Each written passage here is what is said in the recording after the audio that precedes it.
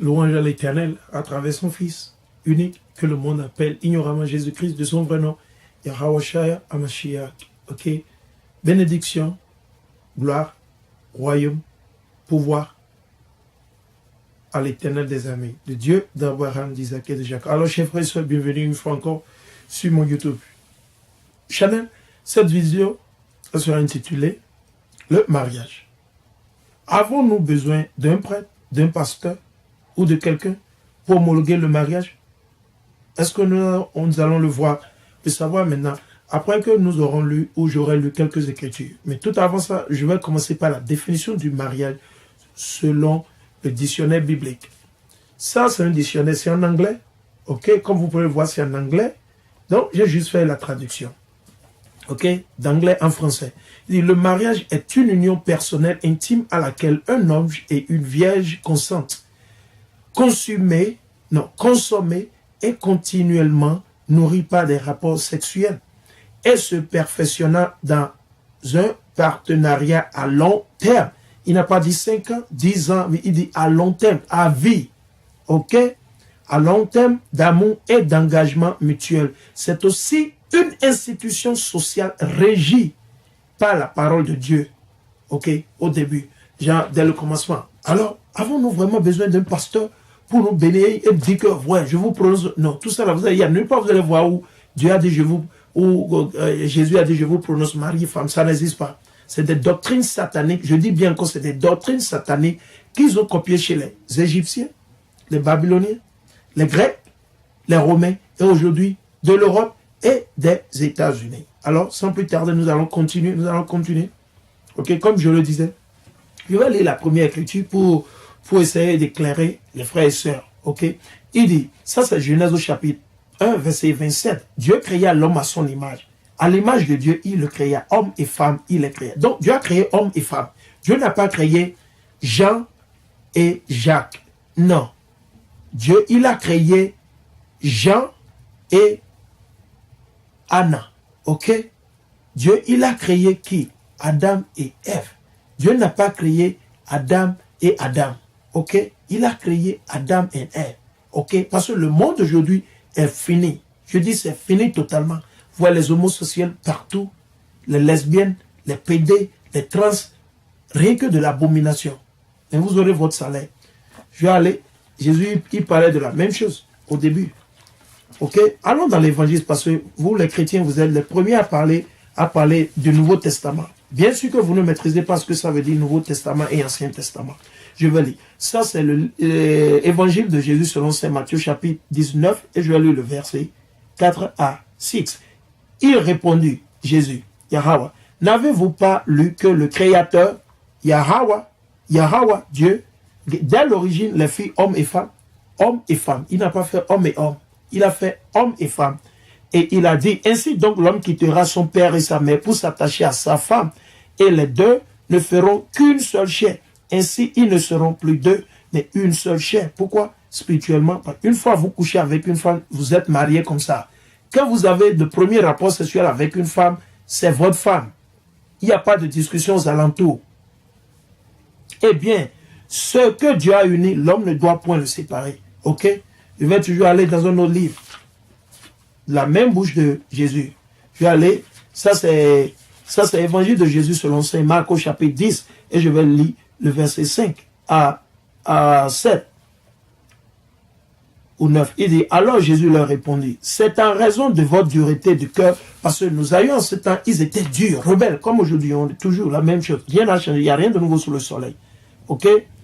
C'est en raison de votre dureté de cœur qu'il a écrit pour vous cette prescription. Mais dès l'origine de la création, au début, au commencement, il les fit hommes et femmes. Hommes et femmes, ok? Dieu n'a pas fait les pédés, les lesbiens, non.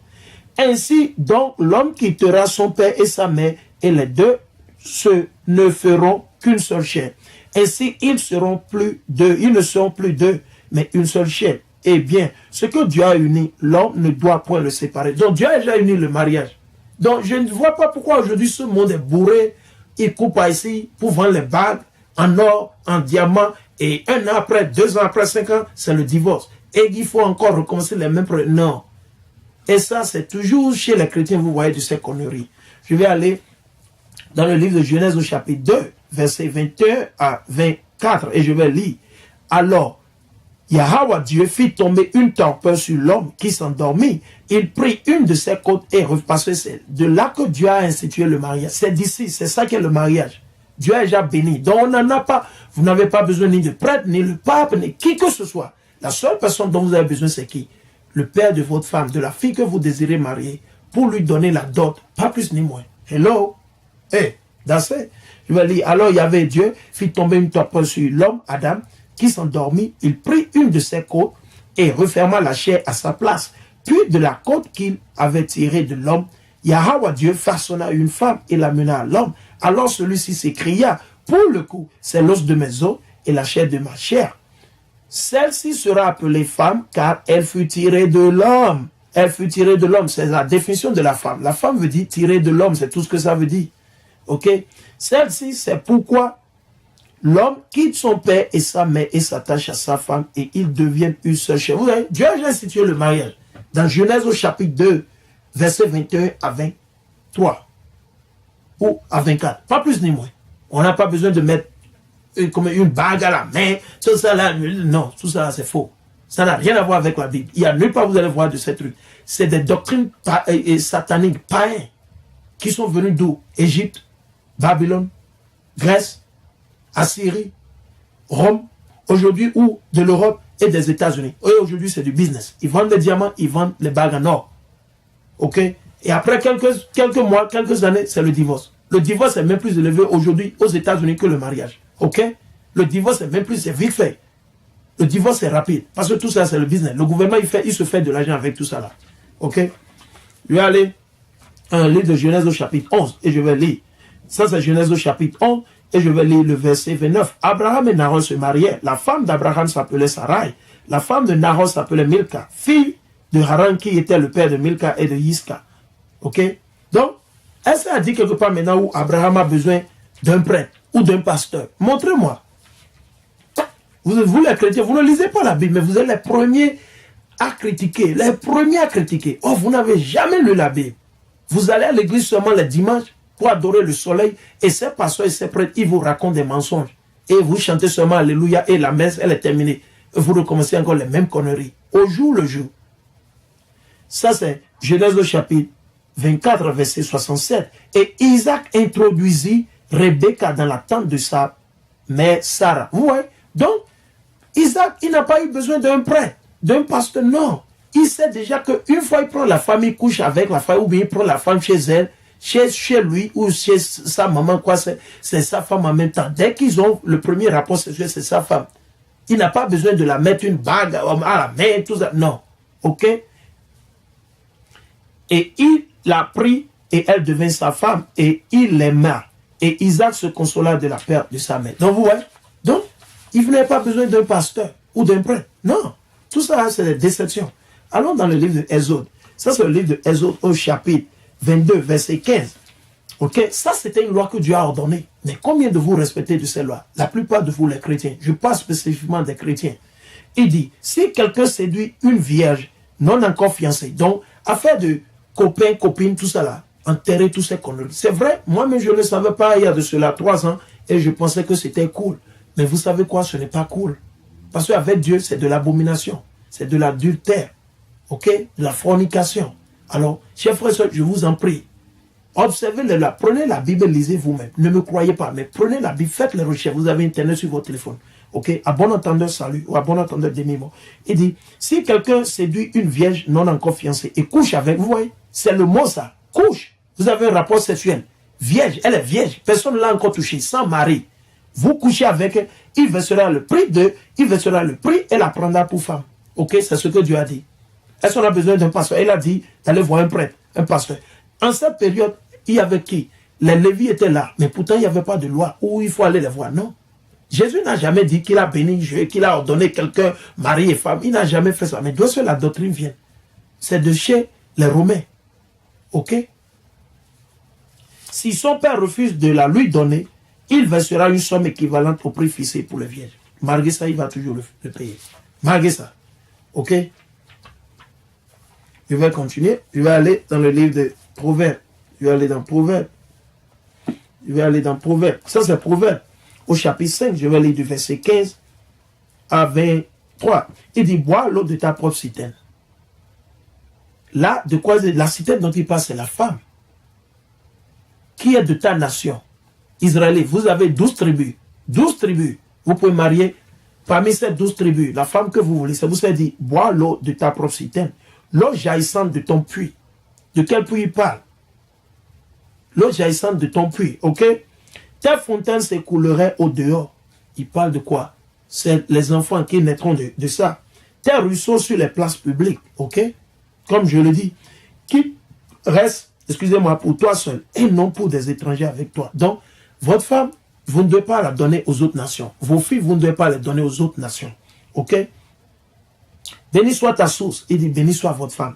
Trouve la joie dans la femme de ta jeunesse. Maintenant, il va en détail. Trouve la joie dans la femme de ta jeunesse. C'est ça, il disait par là. Biche aimable, gracieuse gazelle, en tout temps que ses seins t'envirent. Non, t'enivre. Ok, en tout temps que ses seins t'enivrent. Sois toujours épris de son amour. Toujours. Il n'a pas dit pour un an, 50 ans, 20. Jusqu'au jour où vous allez mourir. Homme et femme. Pourquoi, mon fils, te laisser égarer par une étrangère et embrasser le sein d'une inconnue? La femme autrui. La femme, elle est mariée avec quelqu'un. Oh, elle a déjà couché avec quelqu'un, malgré ça, vous voulez toujours coucher avec. C'est de l'adultère. Ok? Car les yeux de Yahweh observent les chemins de l'homme. Dieu voit tout. Même si personne ne vous voit, Dieu lui voit tout. Et ils écrivent tout. Dieu, il écrit tout avec les anges. Et surveille tous ses sentiers. Le méchant, c'est de vous, beaucoup d'entre vous qui vont faire de ces genres de choses.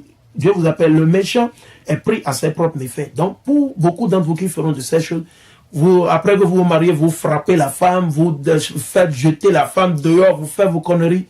Si la femme, elle a commis l'adultère que vous l'avez attrapée, comme ça, ok, ça c'est autre chose. Vous pouvez la divorcer. Mais s'il n'y a pas de preuve, vous n'avez pas de preuve, il n'y a rien.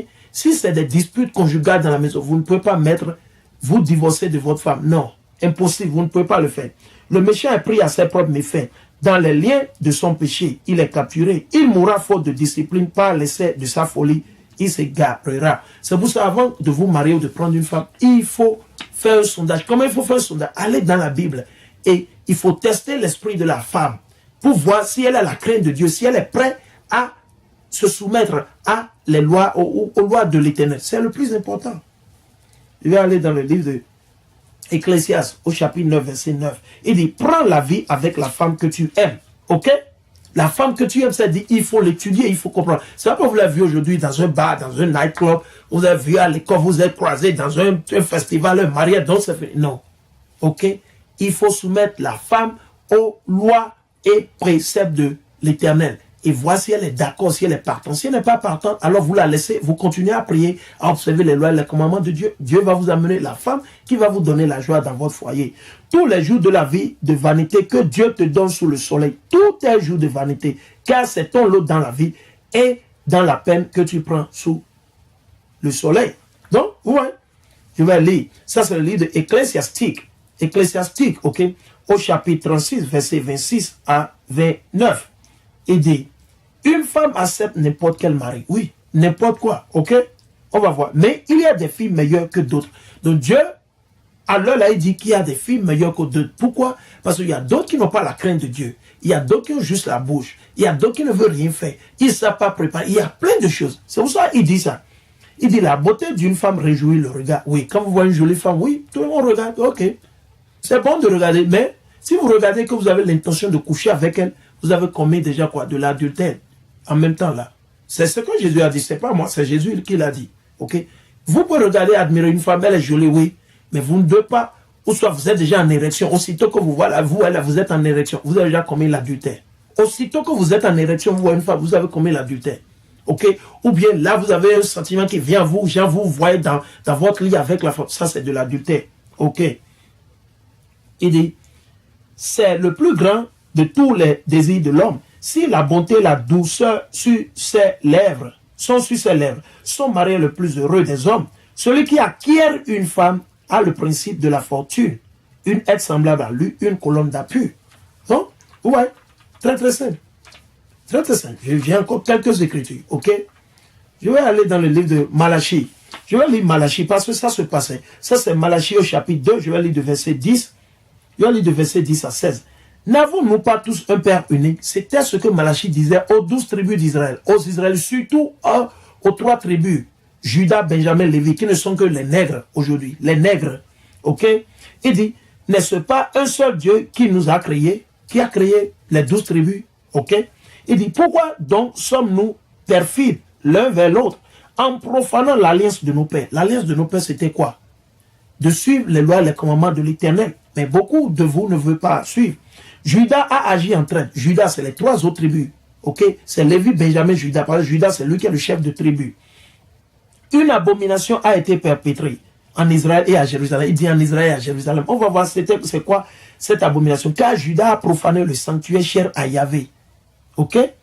Il a épousé la fille d'un dieu étranger. Vous voyez? C'est ce qui est arrivé à Salomon. Dieu a dit à Salomon, il faut épouser n'importe le nombre de femmes que tu veux épouser, mais que ça soit dans ta nation, dans les 12 tribus d'Israël, dans les 12 tribus. Mais ne prends pas la femme des autres nations. Mais malgré ça, parce qu'il lui a dit, si tu les prends, ils vont te détourner de m'adorer et de me vénérer. Elles vont te détourner, ces femmes. Malgré ça, Salomon, Satan l'a embrouillé un peu. Il était parfait, mais Satan l'a embrouillé à un moment donné. Et vous savez, c'est pas ça qu'il a été détruit. Et le royaume a été divisé à cause de ça. Ok? Donc, c'est vrai, beaucoup de nos frères ne le savaient pas. Ils ont épousé des femmes d'autres nations. Vous devez les obliger à suivre l'Éternel, votre Dieu. C'est vrai, il y a quelques exemples. Moïse, sa femme était une égyptienne ou éthiopienne, si j'ai bonne mémoire. Ok? Elle était... Il y a Abraham qui avait sa femme qui était aussi égyptienne. Ok? On a beaucoup de cas. Ruth, elle était moabite. Ok? Ruth, elle était moabite, mais elle avait la crainte de Dieu. Elle a observé les lois et les commandements. Elle n'a pas fait comme les autres nations, les femmes des autres nations. Elle s'est donnée totalement, 100%. Elle ne s'est pas rebellée, elle n'a pas fait de pagaille, elle n'a pas fait à sa tête comme... Non, elle n'a rien fait de ça. Ok? Et Dieu l'a béni. Dieu l'a exaucé. Il dit qu'il y avait retranche pour l'homme qui agit ainsi, le protecteur et le répondant des temps de Jacob. Donc, tous ceux qui font ça, donc, comme je le disais, vous ne savez pas ces choses, mais il faut expliquer à vos femmes que vous devez servir votre Dieu, le Dieu de vos pères, Abraham, Isaac et Jacob. Ça, c'est un message pour les nègres, les latinos et les indiens natifs, ok, qui sont éparpillés dans les 4 coins, ok. Et c'est que Yahvé est témoin. Il dit, vous couvrez de l'âme l'autel de Yahvé avec lamentation et gémissement, parce qu'il se refuse à se pencher sur l'offrande et à l'agréer de vos mains. Et vous dites pourquoi? C'est que Yahvé est témoin en toi et la femme de ta jeunesse que tu as trahi. Comme vous le faites, vous trahissez vos femmes, vous les jetez, vous divorcez, parce que vous êtes homme, vous faites toutes vos conneries. Dieu va vous juger. Il dit quoi? Bien qu'elle fût ta compagne et la femme de ton alliance, n'a-t-il pas fait un seul être qui a chair et souffle de vie, Adam? Et cet être unique, que cherche-t-il? Une postérité donnée par Dieu, un enfant. Respectez donc votre vie et la femme de sa jeunesse. Respectez la femme de votre jeunesse. Ok? Qu'on ne la trahisse pas. Ne trahissez pas votre femme. De la même chose avec la femme. Ne trompez pas votre mari. S'il y a un problème, asseyez-vous discuter. Mais pas de fornication, d'adultère. La femme ne doit pas coucher avec un autre homme. Parce qu'il a des problèmes avec son mari. Vice-versa avec l'homme. Ok? Car répudiez par haine, dit Yahweh, le Dieu d'Israël, c'est étendre la violence sur son vêtement, dit Yahweh Sabaoth. Respectez donc votre vie et ne commettez pas ces trahisons. Donc vous voyez, il dit de ne pas commettre ces trahisons. Je vais aller dans le livre de 1 Corinthiens. Je vais aller dans 1 Corinthiens. Ça c'est 1 Corinthiens au chapitre 7, verset 1 à 4, et je vais lire. J'en viens maintenant à ce que vous m'aviez écrit, à savoir, parce qu'en cette période, les Juifs qui étaient papiers, qui vivaient à Corinthe, ils voulaient comprendre comment le mariage doit être fait. Il est bon pour l'homme de s'abstenir de la femme. Donc Paul, il disait qu'il est bon de s'abstenir, de ne pas toucher la femme, copine, de ne pas le faire. Toutefois, à cause des débauches, que chaque homme ait sa femme, non? Chaque homme, une femme. Et chaque femme, son mari. Que le mari s'acquitte de son devoir envers sa femme. Ok, comme vous savez de quoi je n'ai pas besoin d'aller dans les détails. Et pareillement, la femme envers son mari. La femme ne dispose pas de son corps, mais le mari. Parce qu'aujourd'hui, il y a le mouvement, le mouvement féministe qui dit la femme veut faire ce qu'elle veut, c'est son corps, elle peut faire l'avortement, elle peut faire... Non, ça là, c'est une doctrine satanique. Ok, ça n'a rien à voir avec Dieu et la Bible. Ça vient de Satan. Donc, toutes les femmes qui sont pour ça, je vous demande, repentissez-vous et observez les lois et quittez ces conneries. Au contraire, si vous ne vous repentissez pas et retournez, vous allez périr. Très simple. OK? Pareillement, le mari ne dispose pas de son corps, mais la femme. Vous voyez, c'est très simple. OK? Je vais continuer. Je vais aller au Colossiens chapitre 3. Je vais lire de verset 18 à 19. Ça, c'est Épître aux Colossiens chapitre 3, verset 18 à 19. Il dit, femmes, soyez soumises à vos maris, comme il se doit dans le Seigneur. Il dit de se soumettre. La femme doit se soumettre. Mais quand la femme se soumet, ne veut pas dire qu'elle est faible, ou que le mari va battre sa femme, va aller se saouler au dehors, se saouler la gueule, tu rentres à la maison, tu bats ta femme. Non, ça c'est satanique, c'est démoniaque. Ok? Ça c'est contre Jésus, Yahweh. C'est contre Yahweh Shai Hamashiach et son père. C'est contre. Ok? Il dit Marie, c'est pour ça qu'il dit Marie, aimez vos femmes et ne leur montrez point d'humeur. Ok? Et ne leur montrez point d'humeur. Ouais. Donc, je vais aller toujours continuer. Je vais aller dans le livre de Hébreux, au chapitre 13, verset 4. Que le mariage soit honoré. C'est dit, le mariage, qu'est-ce que tu parles? Le cesse conjugal, dans le cesse conjugal entre quoi? Le mari et la femme. C'est de ça qu'il parle. Le mariage, c'est quand l'homme et la femme est le premier rapport sexuel. C'est ça le mariage. Ok? Je vais continuer à le répéter. Sois honoré de tous. Et le lit nuptial sans souillure. Ouais. C'est vous avez dit le lit. C'est parce que c'est ça le mariage. Une fois vous couchez avec une femme, c'est votre femme. Et de la même vice versa, les deux doivent avoir la même mentalité. La femme couche avec un autre, il n'y a pas à faire de copain-copine, fiancé, non, tout ça c'est faux. Vous prenez une femme, dès que vous êtes prêt, vous avez les moyens pour la soutenir, vous avez comment faire pour prendre soin de votre femme, de vos enfants, tout ça. C'est là que vous prenez une femme. Mais tant que vous tranquillisez et vous respectez, vous priez, vous demandez à Dieu. Et quand vous voyez la femme, il faut toujours quoi? Les tester. Comment? Avec la parole de Dieu. Pas avec votre parole. Votre parole, ça ne va rien aboutir. Vous ouvrez la Bible, vous lisez les écritures que Dieu a dit. Pas pour elle, elle est prête à aller avec Yahweh, Shai, Hamashiach. Et si elle est prête? Si elle est prête, à nous aller. Si elle n'est pas, vous la laissez. Mais vous ne devez pas avoir de rapport avec elle avant ça. Il faut déjà se conclure, s'entendre et passer un bon moment et effectivement voir qu'elle est partante. Si elle est partante, vous la prenez comme pour femme. Mais si elle n'est pas partante, vous la laissez. C'est très simple. Ok? Je vais aller dans 1er Pierre. Ça, c'est 1er Pierre. Ça, c'est 1er Pierre au chapitre 3, verset 5 à 7. C'est ainsi qu'autrefois, les saintes femmes qui espéraient en Dieu se paraient soumises à leur mari, comme Sarah, les autres femmes, comme Ruth. Telle Sarah obéissait à Abraham. Sarah obéit à Abraham. Ok? En l'appelant son Seigneur. C'est d'elle que vous êtes devenus les enfants. Si vous agissez bien, sans terreur et sans doute, et sans aucun trouble. Vous, pareillement les maris, menez la vie commune avec compréhension, comme auprès d'un être plus fragile, la femme. Parce que la femme elle est plus fragile que l'homme. C'est vrai aujourd'hui avec le mouvement féministe, il y a ces femmes qui pensent qu'elles sont fortes, elles peuvent faire ci, elles peuvent faire ça. Mais vous savez quoi? Dès qu'ils vont voir un lion rugir dans la maison, elles sont les premières à fuir. Ok? Quand il y a un serpent, c'est les premiers. La femme est la première à détaler. Ou bien quand un voleur vient avec les armes, mon mari, c'est les premiers. Ok? Je mens. Parce que c'est comme c'est Dieu qui a fait ça ainsi. C'est Dieu qui a créé ainsi. La femme, c'est une vaisselle faible. Ok? C'est ce que Pierre dit. Je vais relire. Il dit, vous, pareillement les maris, menez la vie commune avec compréhension. Il faut les comprendre. Elles sont faibles. Ne les battez pas. Ne les maltraitez pas. Elle vous injure de calmez-vous. Ayez la charité. La charité, c'est l'amour. Ok? Comme auprès d'un être plus fragile. La femme, ok? Accordez-lui sa part d'honneur comme co-héritière de la grâce de vie. Ainsi, vos prières ne seront pas entravées. Donc, si vous ne faites pas ça, vous priez, vous pouvez aller à l'église comme vous voulez, vous les hommes. Rien ne va changer. Dieu ne veut pas vous écouter. C'est très simple. Et je vais continuer. Ça, c'est 1er épître de Saint-Pierre, chapitre 4, verset 7. Verset 8. Il dit, avant tout, conservez entre vous une grande charité. La charité dont il parle ne parle pas de l'argent, c'est l'amour, la patience, le pardon entre soi. C'est de ça qu'il parle.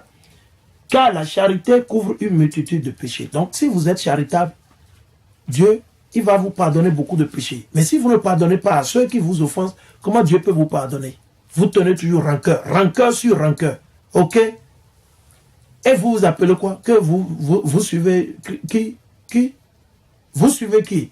Le Jésus de la Bible ou le blanc Jésus? Lequel vous suivez? Je sais bien que vous suivez le Jésus blanc. Le faux Jésus blanc vous montre partout là. C'est ça que vous suivez. Parce que si c'était le Jésus de la Bible, vous ne serez pas en train de faire un truc pareil. Ok? Ça, c'est ma dernière écriture. Ça, c'est Épître aux Éphésiens, au chapitre 5, versets 21 à 25. Soyez soumis les uns aux autres dans la crainte du Christ. C'est ce que Paul, il disait aux Juifs qui vivaient à Éphèse. C'était des Juifs qui vivaient à Éphèse. Ok? Que les femmes le soient à leur mari comme au Seigneur. Vous voyez? Donc les femmes doivent se soumettre à leur mari comme au Seigneur. En effet, le mari est chef de sa femme. Aussi, le mari est chef de sa femme. Non, la femme le chef du mari. Mais dans le monde où nous vivons aujourd'hui, c'est ça. La femme est le chef du mari. Et l'homme est devenu comme tout le temps, l'homme est comme ça. Oh, il a peur, il ne peut pas. Comment, mais? Il dit quoi? En effet, le mari est chef de sa femme, comme le Christ est chef de l'Église. Lui, le sauveur du corps. Or, l'Église se soumet au Christ. Les femmes doivent donc, et de la même manière, se soumettre en tout à leur mari. Il dit en tout, il n'a pas dit seulement en quelque chose. Marie, aimez maintenant aux hommes. Aimez vos femmes comme le Christ a aimé l'Église. Il s'est livré pour elle, afin de la sanctifier en la purifiant par le bain d'eau d'une parole accompagnée. Alors, chers frères et sœurs, je vous le dis, je vais lire une écriture en plus. Je vais lire une écriture que j'aime toujours, parce que c'est important. Ça, c'est le livre de Ecclésiaste, au chapitre 12, verset 13. Il dit, fin du discours, tout est entendu. Crains Dieu et observe ses commandements, car c'est là tout l'homme. Oui, Dieu fera venir toute œuvre en jugement, tout ce qu'elle recèle de bon ou de mauvais. Alors, chers frères et sœurs, de façon ramassée, ok, le mariage a été instauré ou institué par qui? Yahweh, Dieu. Ok, le Dieu d'Abraham et d'Isaac et de Jacob. Au début, ok, et le mariage, ça se sacrifie par quoi? Par le rapport, le premier rapport sexuel. Une fois vous couchez avec une femme, c'est votre, avec une fille, c'est votre femme. Donc, les affaires de copain-copine, mettre une bague, tout ça, là, tout ça, ce ne sont que des doctrines sataniques pour décevoir le monde entier. Et c'est du business. Parce que ces riches qui vont en Afrique, partout acheter les diamants à vil prix, à des prix, c'est que ils ne vaut rien. De l'or en Afrique, ils viennent ici à l'Occident, aux États-Unis, en Europe, ils travaillent un peu, ils vendent ça, ils se font de l'argent. Aussitôt, la femme se marie, 1 an après, 2 ans après, ils sont divorcés. Or, Dieu est contre le divorce. Ok? L'adultère, tout ça là. Alors, chers frères et sœurs, je lui ai dit, louange, bénédiction, au Dieu d'Abraham, d'Isaac et de Jacob, à travers son fils bien-aimé, Yahweh Hamashiach. Avec ça, je lui ai dit, chers frères et sœurs, à la prochaine. Et je suis sûr que cette vidéo vous aura édifié et vous sera servi. Partagez et continuez à vous souscrire sur mon channel. Merci et